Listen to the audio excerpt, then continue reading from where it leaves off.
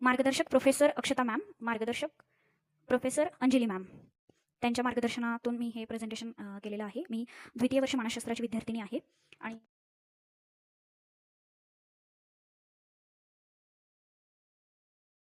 नमस्कार, मी Dnyaneshwari Ramdas Deshmukh, ESY BA SM Joshi college, psychology student. तर सायकोलॉजी स्टुडंट आहे आणि आम्हाला विषय आहे CEP, ज्या अंतर्गत आम्हाला मानसिक आरोग्याबद्दल जनजागृती करायची आहे की मानसिक आरोग्य का महत्त्वाचं आहे किंवा मानसिक आरोग्याकडे लक्ष देणं, मनाकडे लक्ष देणं, स्वतःच्या भावभावना समजून घेणं का गरजेचं आहे. आजकालच्या या धावपळीच्या युगामध्ये आपल्याला खूपदा असं होतं की सगळं सेट आहे, सगळं परफेक्ट आहे, पण काहीतरी इम्परफेक्ट वाटतंय असं आपल्याला नेहमी वाटतं. आणि असं खूप जणांच्या बाबतीत होतं की सक्सेसफुल आहे, परंतु थोडंसं एक इमोशनल डंप असणं किंवा थोडंसं इमोशनल रिॲक्शन देता न येणं, यामागचं कारण काय? तर आपण आपल्या मानसिक आरोग्याकडे लक्षच देण्यात आलेलं नाही. तर आता तुम्ही म्हणाल की हे सगळं जे आहे ही पाश्चात्य संस्कृती आहे, म्हणजे सायकोलॉजिस्टकडे जाणं किंवा काउन्सिलरकडे जाणं, स्वतःचे इमोशन्स आयडेंटिफिकेशन करणं. जर तुम्हाला असं वाटत असेल तर हे मला तरी असं वाटतं की हे चुकीचं आहे. हे चुकीचं काय आहे असं मी म्हणते ना, यावर मी एक तुम्हाला पुरावा देते. अनेक लोक आपल्याला जसे की समर्थ रामदास, त्यानंतर आपल्या भारतीय परंपरेमधून सुद्धा असंच सांगण्यात आलेलं आहे की मनावरती विजय मिळवा, तुम्हाला सर्व काही मिळेल. त्याचंच उदाहरण पहा. आपल्या भारतीय संस्कृतीमध्ये अनेकदा दाखवण्याचा प्रयत्न केलेला आहे, दुसऱ्याला समजून घेण्याआधी स्वतःला समजून घ्या. अनेकदा काय होतं, आपण समोरच्याला समजून घेता आपल्या खऱ्या भावना काय हेच विसरून जातो आणि तेच अत्यंत महत्त्वाचं आहे. स्वतःला समजून घेणं, स्वतःच्या भावनांचा आदर करणं. आमच्या प्रात्यक्षिकादरम्यान अनेकदा मी प्रश्न विचारले, तुमचा आवडता रंग कोणता? शॉकिंगली अनेक जणांना आवडता रंग माहीत नाही. म्हणजे आवडता रंग म्हणजे 4-5 रंग त्यांच्या आवडीचे आहेत. हो, ठीक आहे, असू शकते एकापेक्षा अनेक, परंतु प्रत्येक व्यक्तीचा एक आवडता रंग असतो, जो त्याला त्याचं जे मानसिकता आहे ती रिफ्लेक्ट करतो, ज्याच्यावरून आपण ओळखू शकतो की त्याचा स्वभाव कसा आहे किंवा स्वभाव कसा आहे हे पूर्णपणे नाही ओळखू शकत, परंतु त्याचे ते लेयर्स, एखादी दुसरी लेयर आपल्या लक्षात येऊ शकते, परंतु ते होत नाही. का होत नाही? तर स्वतःला वेळ दिला जात नाही. तर या प्रोग्रामच्या माध्यमातून आम्हाला हेच करायचं आहे की जे मानसिक आरोग्याबद्दल थोडीशी जनजागृती करायची आहे.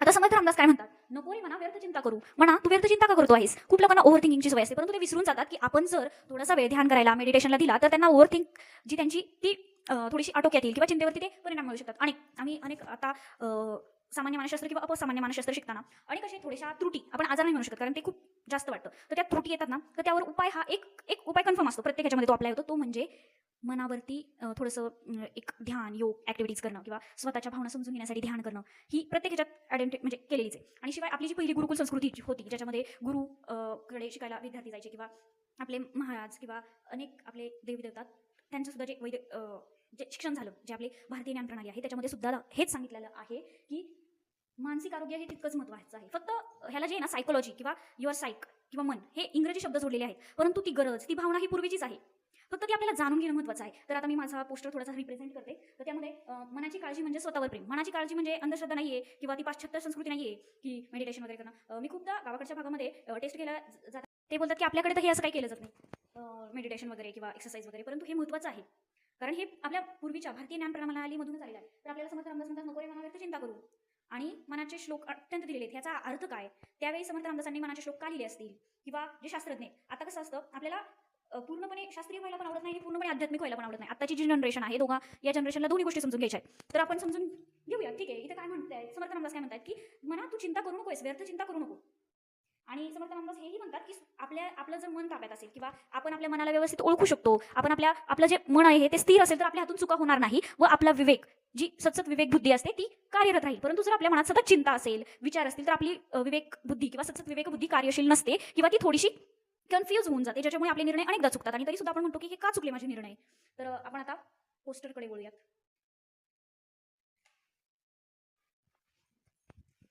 हा आहे पोस्टर, हे पहा, इथं दाखवण्यात आलेलं आहे मानसिक आरोग्य हे तितकंच महत्त्वाचं आहे.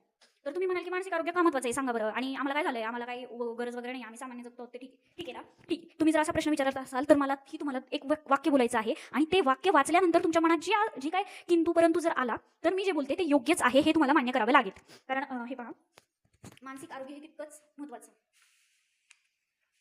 तुझं हसणं खरंच आहे की नुसतं दाखवण्यासाठी? हा प्रश्न तुम्ही स्वतःला विचारा ना. नेहमी आपण जे हसतो किंवा बाहेर वागतो ते खरंच असतं का, की फक्त दाखवण्यासाठी, समोरच्याला किंवा लोकांना दाखवण्यासाठी असतं ते?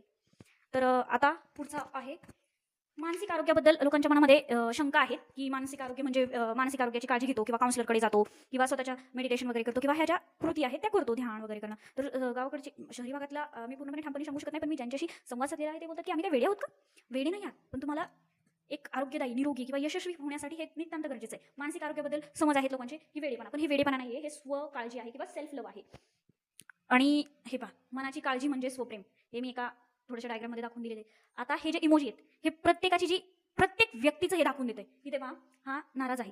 ठीक आहे, ते नाराज आहे ते दिसतंय, परंतु त्याच्या आतमध्ये किती जास्त प्रमाणामध्ये जखम झालेली आहे हे कोणीच सांगू शकत नाही.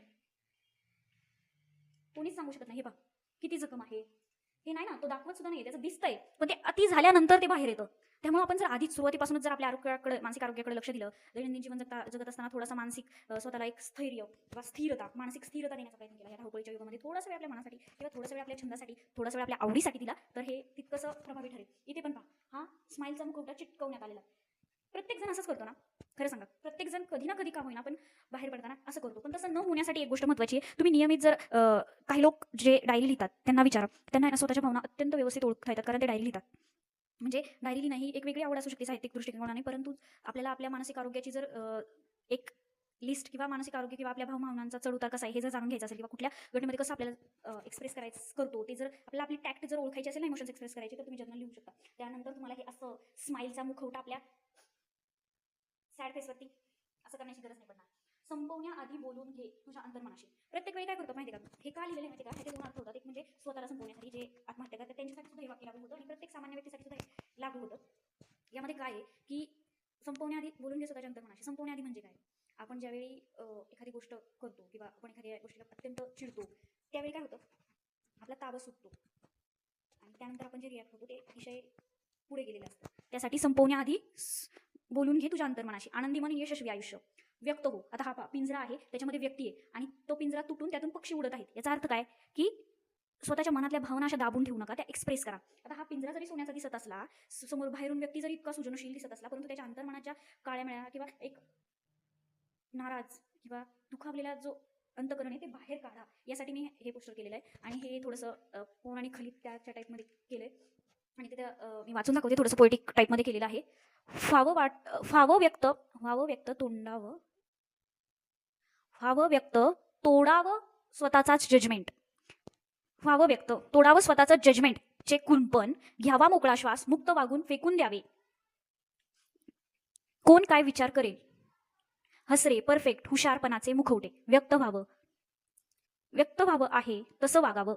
सोडावं खोट्या मुखवट्याचं आणि दुसऱ्याची मर्जी राखण्याचं दडपण. पहावे स्वतःकडे, करावं महिन्यात एक तरी दिवस फिक्स डेट स्वतःबरोबर. म्हणजे आपण म्हणतो ना स्वतःशी बोलणं किंवा शांततेत जाणं, तसं एकदा तरी करावं, म्हणजे आपल्याला एक आपण आपल्या मानसिक आरोग्याकडे लक्ष देत आहोत अशी आपल्याला एक थोडीशी मनात भावना तरी निर्माण होईल. महिन्यात एक तरी दिवस फिक्स डेट स्वतःबरोबर. ऐकावं कधीतरी स्वतःचं मन. आता मी संपवताना एकच वाक्य बोलणार आहे. हसण्यामागं लपलेलं दुःख ओळखा. मन आजारी पडतं, मन आजारी नाही पडत. वेळ दिला नाही म्हणून ते रुसतं तुमच्याशी, म्हणून मग तुमच्या भावना तुमच्या हातात नसतात, कारण तुम्ही त्याला वेळ देत नाही. मग वेळ दिला नाही, शांततेत थोडासा वेळ घालवला नाही, तर मग आपल्या भावना वर खाली होतात, चढ उतार होतात आणि मग आपल्या भावनांवर नियंत्रण राहत नाही. मग आपलं दैनंदिन स्केड्यूल विस्कळीत होतं. त्यानंतर आपल्याला थोडीशी नैराश्यता येते, एन्झायटी होते, थोडंसं डिस्टर्ब वाटतं. त्याचं कारणच हे आहे. धन्यवाद. मी ज्ञानेश्वरी देशमुख, मी ज्ञानेश्वरी रामदास देशमुख, SM जोशी कॉलेज हडपसर येथील मानसशास्त्राची विद्यार्थिनी, मार्गदर्शक प्रोफेसर अक्षता मॅम, प्रोफेसर